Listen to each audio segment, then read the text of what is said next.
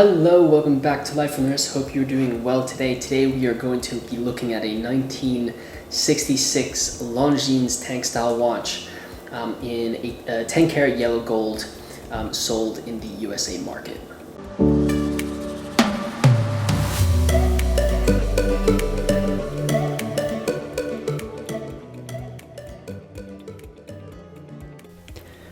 If you had the opportunity to enjoy the Kentucky Derby last month and you're a fan of watches, you likely noticed that Longines is their official timekeeper. Now, the Kentucky Derby really has very little to do with the watch we're looking at today, but I think it demonstrates the prowess of Longines as a brand. Throughout their history, they have produced exceptional quality watches in both accuracy and in beauty. Despite the title of this video and article, this is not a referenced Longines model. The watches Longines sold in the USA market rarely had references, but the 105-818 is the case number that is seen on the inside caseback of this watch. This Longines was manufactured in 1966, and to just describe the watch a little bit to you, the watch has a square 10 karat gold-filled case that is in good condition. If you look at the back of the case back there, you'll see the 10 karat inscription as well as the case maker.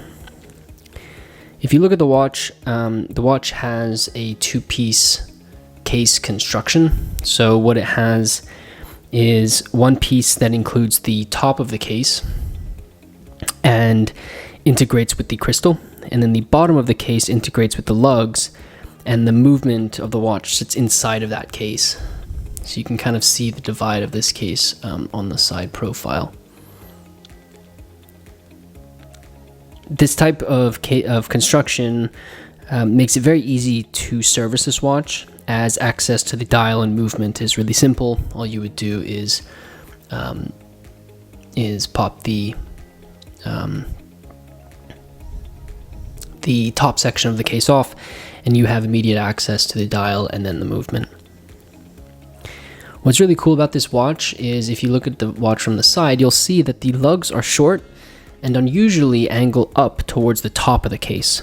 This design can be seen in other watches, but when looking, and so this isn't unique, but I do think it gives the square case a different feel.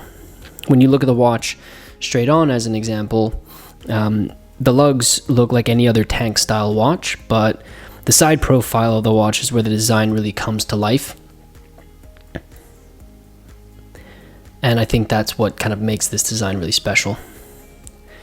Just to go into a little bit of detail as well, you'll also see that the crown of this watch does have the signed Longines logo. If we move on to some of the aesthetics that you see when you're looking at this watch, besides the case design, the silver dial has a really nice sort of sunburst effect to it and has applied hour markers and Longines logo.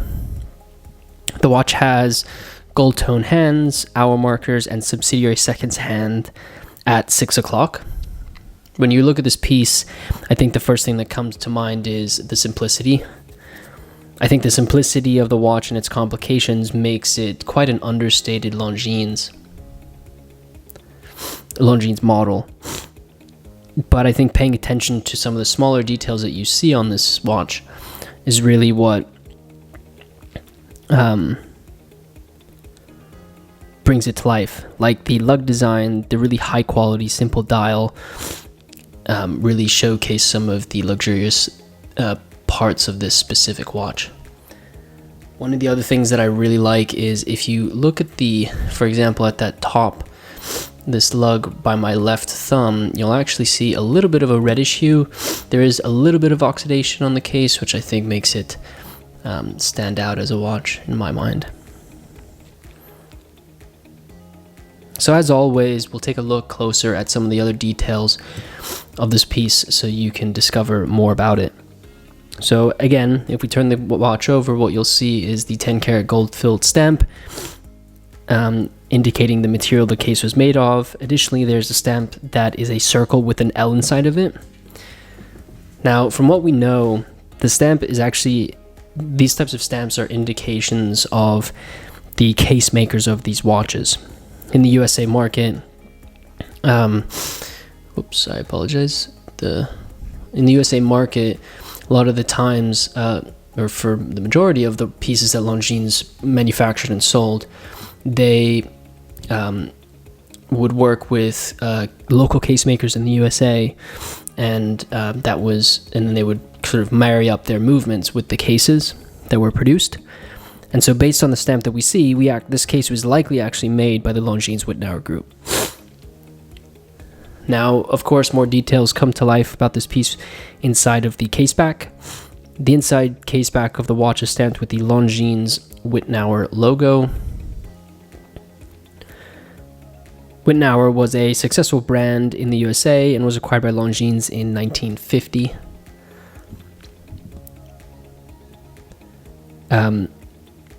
Just after World War II, where they became a distribution partner for Longines. In 1969, Longines Wittnauer was actually sold. The distribution was actually sold to, I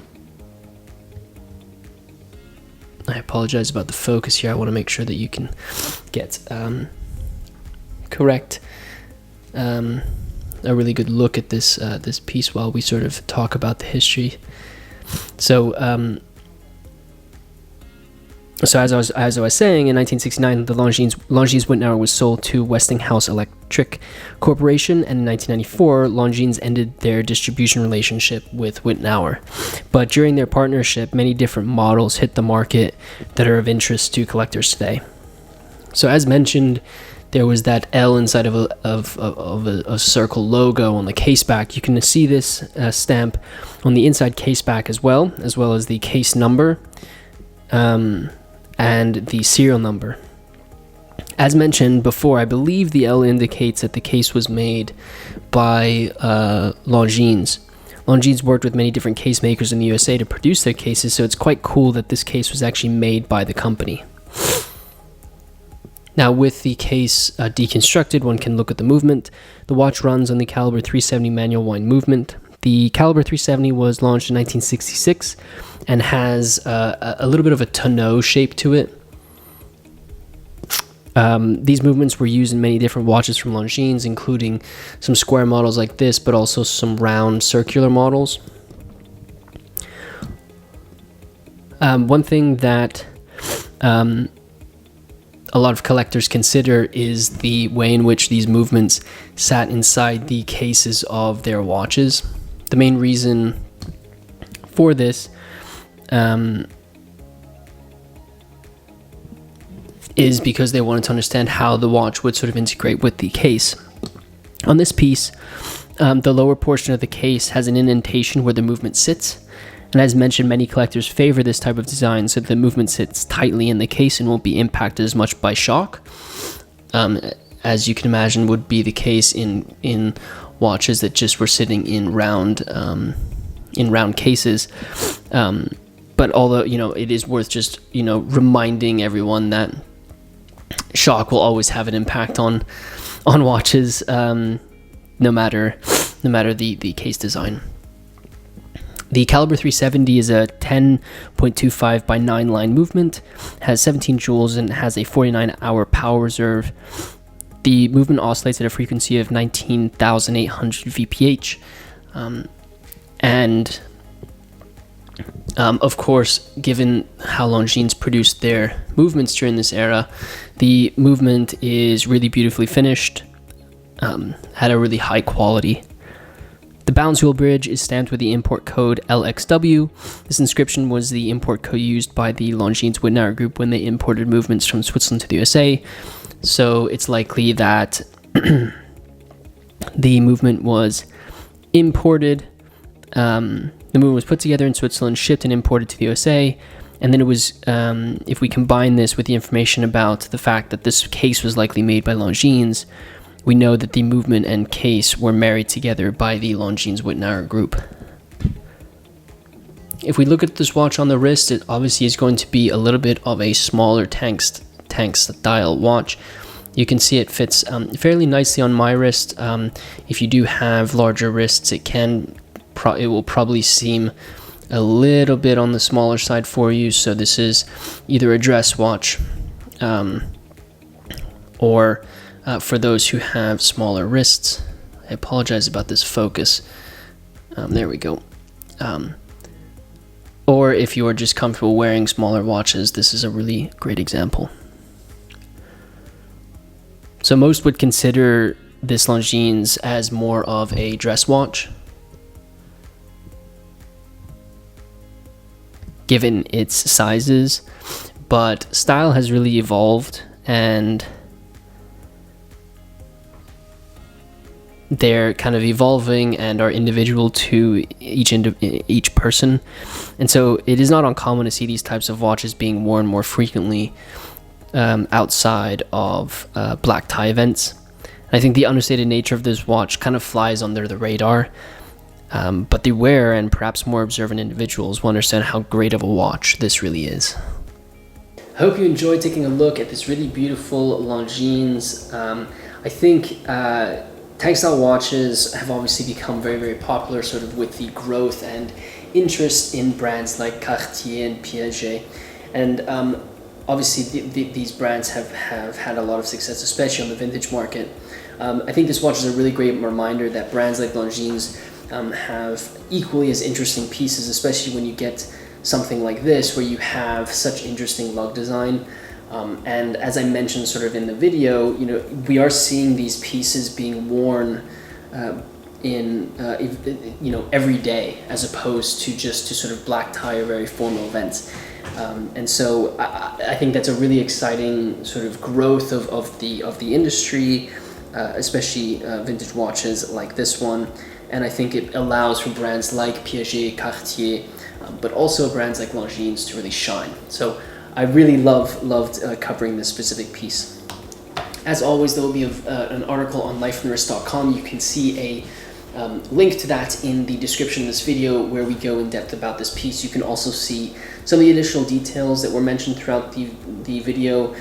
For example, if you want to see the images of the movement, the inside caseback, that type of thing, there will be pictures of those in the article. So be sure to go to the description to check out that article on lifefromthewrist.com. Let me know what you think about this piece in the comments section below. If you are new to Life from the Wrist, be sure to subscribe to the channel and share this video with a friend who might be interested in watches. If you wouldn't mind liking this video, it really does help me out. With that said, guys, thank you so much for watching this video, and until next time.